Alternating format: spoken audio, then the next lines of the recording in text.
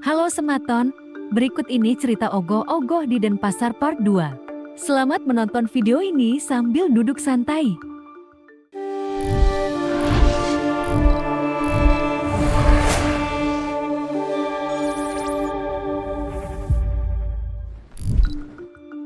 Satu, Amuk Segara. Banjar Sapta Bumi. Sebuah cerita kekuatan dahsyat Dewa Baruna menciptakan amukan gelombang air laut karena mengetahui lautan tercemar dan kotor. Dewa Baruna merupakan dewa penguasa lautan dan samudra yang memiliki wahana bernama Makara atau gajah Mina yang merupakan makhluk gabungan antara gajah dan ikan. Ketika lautan tercemar oleh banyak sampah, biota-biota laut banyak yang mati dan ekosistem dalam laut menjadi rusak.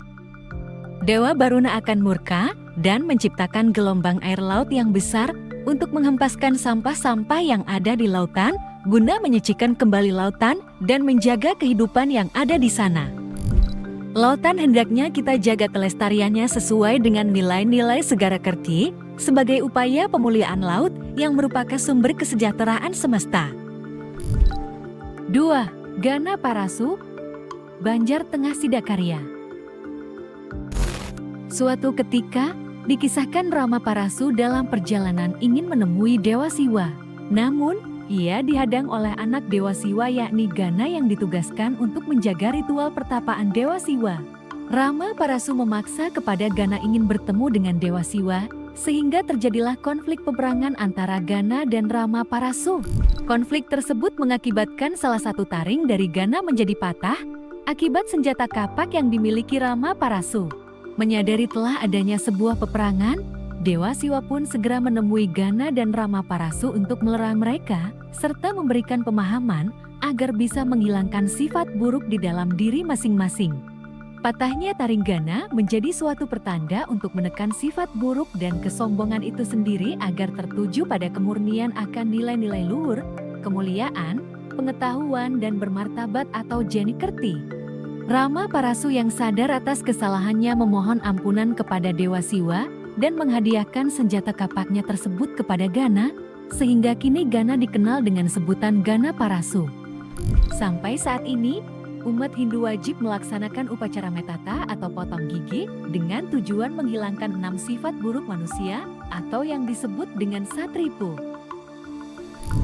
3. Tumebus Klesabeda, Banjar Kepisah Pedungan. Setelah peristiwa pengadukan Samudra Ksira untuk mendapatkan Tirta Amerta, terdengar juga kabar kemunculan kuda Ucaisrawa dari hasil pengadukan samudra tersebut. Terjadi perdebatan antara Dewi Kadru dan Dewi Winata tentang warna kuda tersebut. Mereka bertaruh siapa yang salah harus menjadi budak. Dewi Kadru menebak kuda tersebut berwarna putih kecuali hanya ekornya saja berwarna hitam, sedangkan Dewi Winata menebak seluruh tubuh kuda itu berwarna putih. Ternyata Dewi Kadru salah menebak, lalu memerintahkan anak-anaknya untuk memercikkan bisa ke ekor kuda tersebut supaya menjadi hitam.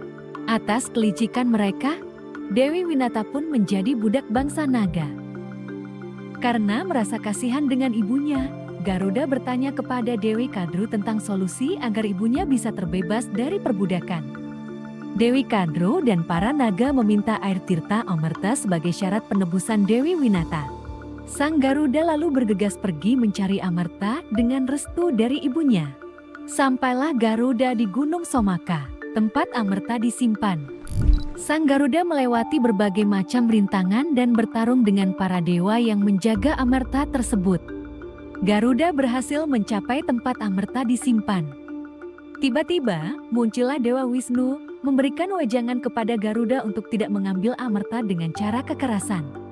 Ia juga meminta Garuda menjadi tunggangannya sebagai syarat agar Sang Garuda boleh mengambil Amerta. Sang Garuda pun menyetujuinya dan mendapatkan Amerta tersebut. Dengan segera, Garuda pergi ke tempat para naga untuk memberikan Amerta. Sesuai arahan Dewa Wisnu, Garuda meminta para naga untuk membersihkan diri sebelum meminum Amerta. Para naga kemudian mandi di sungai dan meninggalkan Amerta di atas daun ilalang. Saat itulah Dewa Indra datang dan mengambil Arkabadian tersebut. Seusai mandi, para naga mendapati Amerta sudah hilang dan hanya setetes Amerta masih tersisa. Para naga pun berebutan menjilati bekas air keabadian itu. Saking bernafsunya, para naga tak menyadari lidahnya terluka akibat tersayat tajamnya daun ilalang. Semenjak peristiwa ini, lidah para naga menjadi bercabang dua dan daun ilalang disucikan karena mendapat percikan Amerta. 4. Sangkala 3 Wisesa. Banjar Kaje Tampekan Kubu Delot Tukat Sesetan.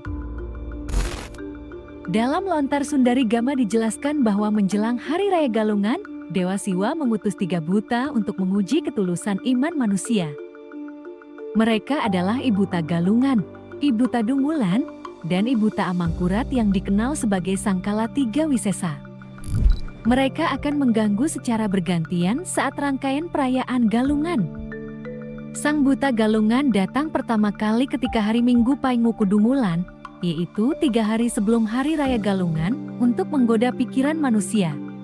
Pada hari kedua, Sang Buta Dungulan datang ke dunia untuk menggoda manusia dalam hal perkataan. Yang terakhir adalah Sang Buta Amangkurat yang datang sehari sebelum Galungan untuk menguji iman manusia dalam bertingkah laku.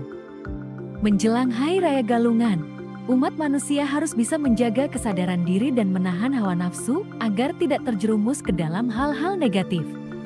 Hari Raya Galungan menjadi simbol kemenangan Dharma melawan Adharma, di mana kebaikan selalu mengalahkan kejahatan. Dalam hal ini, kemenangan Dharma dapat tercapai ketika manusia dapat mengendalikan sifat-sifat buruknya dan tidak tergoda oleh hawa nafsu. Itu dia beberapa cerita ogoh-ogohnya Sematon. Terima kasih telah menyaksikan video ini. Jangan lupa like dan komen di bawah untuk berbagi pendapat atau saran, dan subscribe agar tidak ketinggalan konten-konten menarik berikutnya. Rahayu Sematon.